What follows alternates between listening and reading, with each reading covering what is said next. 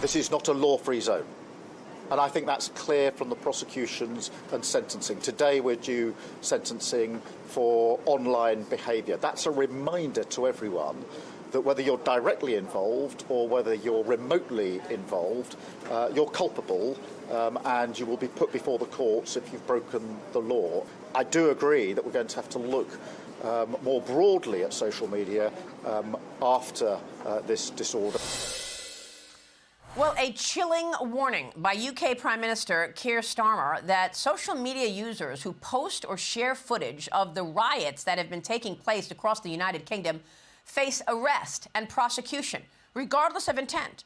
The civil unrest began after 3 girls, ages 6 to 9 years old, were stabbed to death during a Taylor Swift-themed dance event in northwestern England.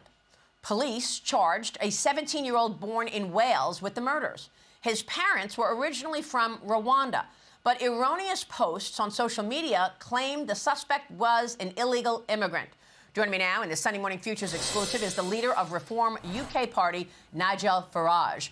Leader Farage, thank you so much for being here this morning. Thank you. Thank you. I want to get your take on this violent disorder sweeping across several British cities over the weekend and this new order to prosecute anybody who is posting about it. Can you walk us through what's going on? Yeah, I mean, 2 things. Firstly, the violent disorder. We've got terrible division in our cities. We've got parts of our inner city now that have become completely Muslim-dominated, and that has led to a lot of British people saying, what the hell's going on? Our country is changing fundamentally. We've had successive general elections in which the Conservatives, following Labour, promised to reduce immigration numbers, yet we saw them double and then quadruple to record numbers. We have a border crisis like you of these boats coming across the English Channel. So underneath all of this, yes, you've got Muslim extremists, you've got some far right, yobs, violent people who look for an excuse, but behind it is a growing sense of unease in our country that we're losing our identity. And that is what led to that explosion of violence the other day. Now, this is the most serious violence we've had since the Black Lives Matter protests in the wake, of course, of the murder of George Floyd back in 2020. Funny enough, Sir Keir Starmer, our Prime Minister, at the time of the Black Lives Matter riots, when police were being injured, when historical monuments were being torn down, he chose to take the knee in solidarity with the aims of those who were out doing the protesting and causing the violence. But now the boot's on the other foot. Now it's seen to be white, working-class British people that are protesting. And by the way, I'm not defending violence in any way at all. No, now he wants to take control of the narrative. Now look, nobody should use any social media platform to genuinely spread hate or incitement to violence. And that free speech rule, I think all of us would support and agree with.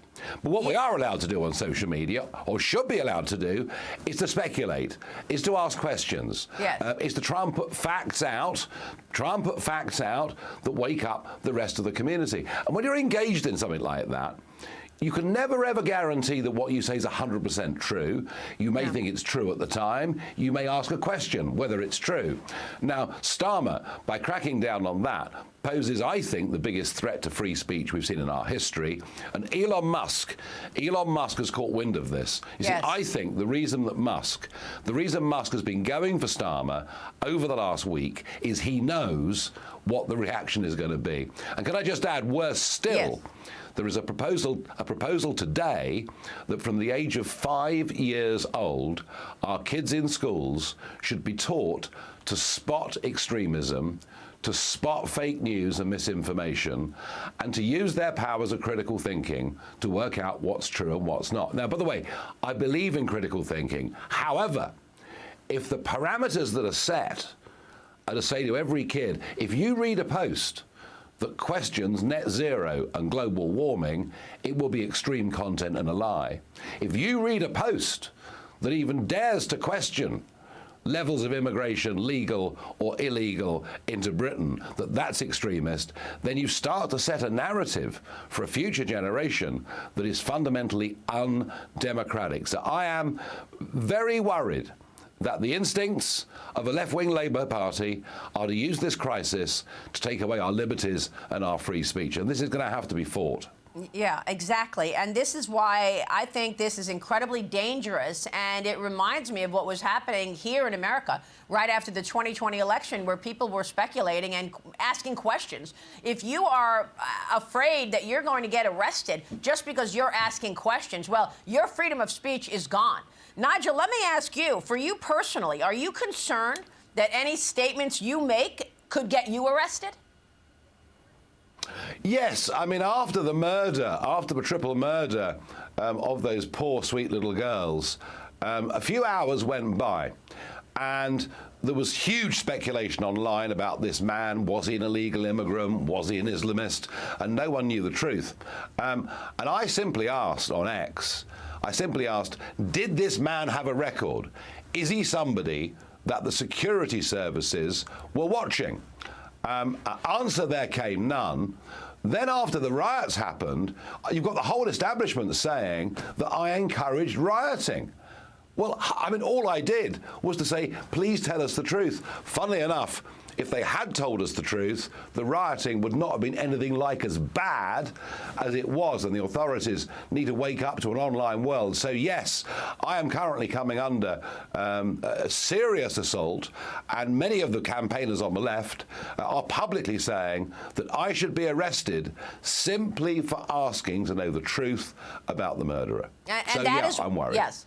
And that is why Elon Musk tweeted out, "You're blocked from X." I mean, I don't know if it was the proper handle that he put on there. He said to the UK government, "You're blocked because we have our own rules here on X." And, you know, in America, we saw this take place after COVID. A lot of people questioned whether or not they wanted to get the vaccine, and the left comes up with these pejoratives, and suddenly you're canceled or you're ridiculed in the public square if you're an anti-vaxxer, you're an election denier. These pejoratives, and all of a sudden you are shamed on the public square. This is very dangerous. Where is this going in the UK? Yeah, and I mean, Facebook are far worse. I mean, a lot of people, I'll put posts out on Facebook, factual posts about information I've discovered about, for example, the numbers crossing the English Channel by small boat, and people who like my Facebook posts get their accounts suspended. So it's quite sinister, the way in which it's happening. And the big one for us was lockdown.